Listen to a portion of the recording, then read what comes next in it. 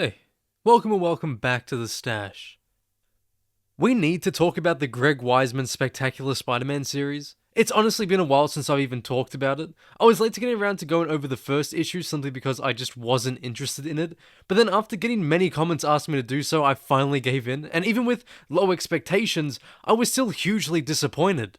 Now, since that video, there has been another 3 comics released, and I just got around to reading them all, and in my honest opinion, this series is just absolute trash. Like, I'm sorry if you like it, you're allowed to at the end of the day, but I can't say with a straight face that this is a good comic book. If anything, I'd argue that it's just a lazy attempt by Nick Lowe to just try to ruin Peter and Mary Jane's relationship even more. I mean, this stubborn bastard just can't seem to give it a rest and give the fans what they actually want. Maybe he should go back to writing Wolverine to be a you fucking maniac. Who put you on the planet? I miss when Spider-Man comics used to focus on telling a good story, not shitty brand new day propaganda because of how insecure they are about the current state of Spider-Man comics, which they're solely responsible for. Okay, good, I'm glad we're on the same page. You want to bang my wife, that's what you want. What? No. But anyway, join us today as we go over issues 2, 3, and 4 of the Spectacular Spider-Man. It's gonna be a long one, so buckle in.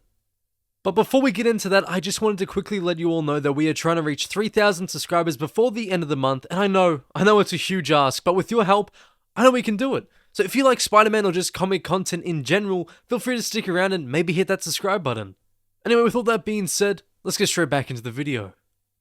So just in case you've missed the previous video, like if there is a playlist, I'll go over a quick recap.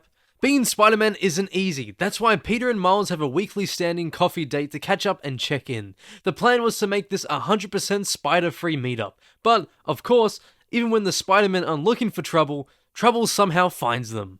A giant mutated version of the JACKAL tore through the Empire State University campus, and while the two made quick work of the JACKAL with some handy teamwork, their troubles were only beginning. An investigation into the original JACKAL, Miles Warren, brother to current E.S.U Professor Raymond Warren, uncovered a mysterious burnt corpse among the rubble of Miles' old lab. Meanwhile, people all over seem to be living out their wildest dreams. Do these fantasies coming to life have anything to do with the mystery the Spider-Men have stumbled into? Well, we're about to find out, so since issue 2 is more just boring as opposed to being an insult to Spider-Man fans, I'll try to get through the story a bit faster than normal. The issue begins with a discussion among some familiar faces. There's Shari, who I honestly can't remember, but I believe that she's just a detective in this. Carly Cooper, who is a former love interest for Peter, and Jane Foster, Thor's love interest. Or I mean, she might not be anymore. I've only really read the Silver Age stuff. I don't really care though. Oh well. And then afterwards, Spider-Man meets up with the detective and suggests the idea that clones might be involved since the body was discovered in the JACKAL's lab, and you know, pretty sure the guy has a thing for clones.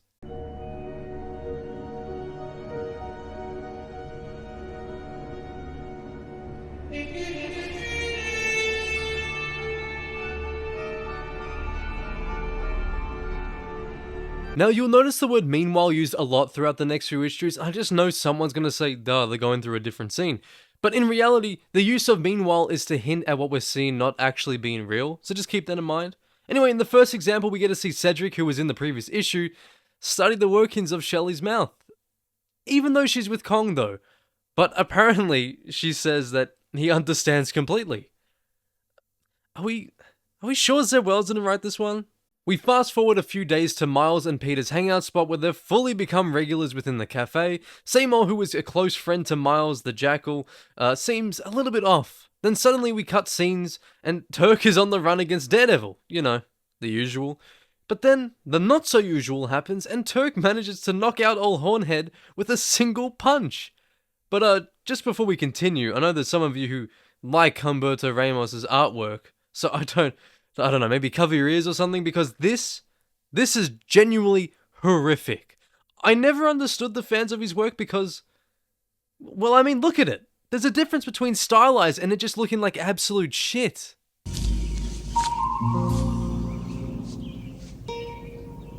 What the f is this piece of shit?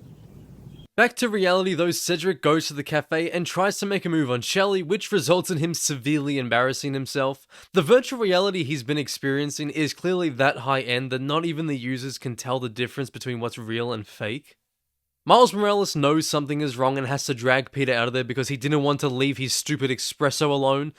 I don't know, man, cafes give you this like really cool thing called a cup, which just allows you to take your fucking drink outside, or better yet, just do what anyone else in a rush would do, and just finish it on the spot. You know what, never mind. They go in the sewers and vermin clones attack them. We get this awe-inspiring line from Miles Morales here. One of the vermin seems to be a female, and so Peter says, is that one a she-rat? Now this was the perfect fucking alley-oop for Miles to call Peter out on his shallow and misogynistic ways of speaking by saying, and I quote, "That's patriarchy speak. You have to do better, man." Oh, brother, this guy stinks! Because remember, folks, it's a rule in modern Spider-Man comics that you always have to belittle Spider-Man. Jesus, we can't even go one issue without Spider-Man getting shit on. This is fucking unreal. I can't be bothered. Now, Shift, who is Miles Morales' clone, does everyone have a clone these days? Anyway, he interrupts, and Peter and Miles are told that Shift is actually making the vermins do better, or whatever, who cares. The book ends with Shelley and Kong accepting to beta test this dodgy guy Marv's latest game for cash. Okay, finally, issue 3. This is where we get to the stuff that actually matters. Basically, this is Peter and Miles' perfect, most desired dream world, according to the eyes of the editorial team. In Miles' vision, apparently, he deep down really wants to date Kamala Khan. Wow, she really has a knack for showing up in nearly every Spider-Man title, doesn't she? What, did her series get cancelled again for the millionth time? I don't even read Miles' books, yet I know that he has a girlfriend, which makes this whole thing feel really stupid and sort of disrespectful to Tiana. But anyway, guys, this is the real kicker. Peter Parker's dream fantasy is for him to be married to Gwen Stacy. You serious? So, let me get this straight. These morons in charge keep telling us, the audience, to move on from Mary Jane Watson after the absolute disaster known as One More Day, yet they're unable to let go of Gwen after she died all the way back in the f***ing 70s. These idiots in charge have no clue what they're doing. They've completely ruined the whole story of the night Gwen Stacy died to the point where it barely has an impact anymore because she gets brought back every 5 seconds. This entire story makes no sense and it contradicts other stories that come before this one. It's literally canon that Peter dreams about Mary Jane. It's literally been shown to be his f***ing fantasy. Anyone, and this includes, you know, these idiots at Marvel who genuinely believe that he dreams of Gwen. They do not understand Peter Parker at all. It's this weird, unhealthy obsession that the editorial team and writers seem to have about the first love or the one that got away. It's awful because no matter what happened, things change, and Marvel really need to let go of Gwen because she was 10 times the better character when she knew how to actually stay as an important lesson for Peter. Mary Jane was always going to be Peter's soulmate. Are you going to tell Aunt May she doesn't know who's right for her nephew? Plus, it's also wild just the complete Black Cat erasure that Marvel has been doing within Spider-Man books, you know, having them break up earlier in the series, to now this, she's completely forgotten about, and I think that's what Marvel low-key wants to happen. You know, it's just a real shame that Zeb Wells, Nick Lowe, and the whole of the editorial team behind this shit just can't seem to get their head out of their asses. We're the real heroes. Okay, back to the story, because trust me, I can just easily ramble about this book a whole lot more if I don't force myself not to. The Three Stooges from before, with the use of Spider-Man's suggestion, ponder if maybe the corpse was replaced by a clone. But back to Peter Parker's dream world, so I don't know what happened there. We meet these two little hellspawns, and then we sort of just get this spend the day with the Parkers montage. The part worth of note, besides the art being genuine nightmare fuel, is this vermin randomly, you know, appearing briefly just to show that Arcade's dream world isn't as secure as he thought it was. I mean, I think it's Arcade's dream world. Looking at their eyes a bit more, what if Peter and Miles just did a Tony Montana, if you know what I mean, and this is just the result of their brains being completely fried. Oh yeah, I forgot to mention, because I was too busy having a nerd rage moment, Arcade and Mentello are behind this whole thing. I don't really care for either of these villains. I've only read Mentello's first appearance from Strange Tales, and for Arcade, I mostly know him from X-Men comics, but mostly from Marvel Ultimate Alliance. They complain a lot about how they can't recognize their faces and how they're getting no clues as to who they actually are, but I'll get back to that later. Also, as you could imagine, Kong and Shelley are now victims of this all too. But anyway, back to Miles' fantasy. His date with Kamala went smashing, as I imagine a posh person would say, and they do a yucky ill cooties kiss. Anyway, that's pretty much issue 3. Time to move on to issue 4, the last one of the video. This story begins with the origin of the Arcadium. Basically, as you'd expect, Mentello and Arcade come up with the idea with the ultimate goal to make lots of money. but they just need the most important thing for this to get started. Money! We quickly visit the coffee bean to see that the detective from before is doing some investigating work. Seymour has been acting suspicious, resulting in a couple of eyebrows being raised, and then Shoshone enters the room and informs the detective of all the people that have been missing as of late. But anyway, back to these horror worlds, we see a side-by-side parallel of Pete and Miles' world. One hand, you got Peter being nominated for an award from his story he did for the Daily Bugle, and on the other one, you got Miles who just aced his test. Behind the scenes, Arcade and Mantello are frustrated by how they still haven't got a clue on their identities, and even by just how boring their fantasies are. Now what I don't understand is how in the world is it this fucking difficult for them to figure out Peter and Miles' secret identities? Mr. Electric Spider over here just mentioned that he goes to school in Brooklyn. How many more Miles can there be that look exactly like him that go to a high-end school in Brooklyn? Plus, I feel like knowing both what Kamala and Miles' first names are as well as who they are as superheroes should make it just a little bit easier to find out their last names. I mean, maybe you could say I'm stretching it for that one, but you definitely cannot say that about Peter. Peter is Spider-Man. Duh, they already know that part. And they're complaining that the answer isn't just handed to them on a silver platter, when it literally was if they just paid attention. He works for the Daily Bugle. He mentioned it in this stupid fantasy. He literally wrote a book in real life called Webs, showcasing all the photos he took of Spider-Man. And you know who's credited on that book? Oh, I don't know, maybe a certain Peter Parker? Or how about the fact that Peter Parker once had a multi-billion-dollar company called Parker Industries, where he even made shit for Spider-Man? God, I can't be bothered anymore with modern Spider-Man comics. They just do my fucking head in.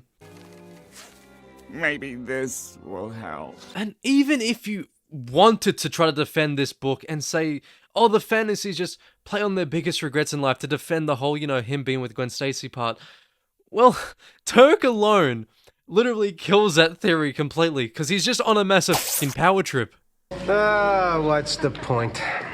Anyway, Peter remembers that the old Parker luck is in fact not a good thing, and, for Miles, his clone Shredder bursts through the illusion and kills Robot Kamala, yes, which prompts both of our protagonists to realize that this isn't real!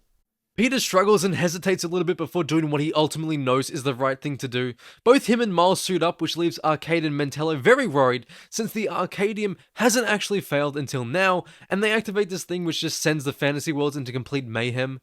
They try to brain blast the two heroes, but unfortunately for them, their brains are so rotten from TikTok they can resist it. Wrist for wrist, 19 bucks for the Fortnite COD. Double pump with the Phantom checks. Arcade then sends in duplicate robots to fight the other Spider-Person, then tactically destroys them, then merges the world together so that they think the other is a robot, setting up a massive Miles and Peter fight for the next issue. We also find out that Arcade and Mantello's benefactor is the GOAT himself, Hammerhead. Although let me tell you this, last time we did see Hammerhead, he was beaten to a bloody pulp by Madame Mask, I think it was. There was a time though, when the other titles running at the same time made actual sense and had a form of continuity with the others running. Here though, that's just too much effort, isn't it? Let's just do whatever we want. Who gives a shit about that stupid old thing called continuity? God, this is worse than, the Arkham timeline. Anyway, we are finally done and all caught up to speed over this impressively bad series.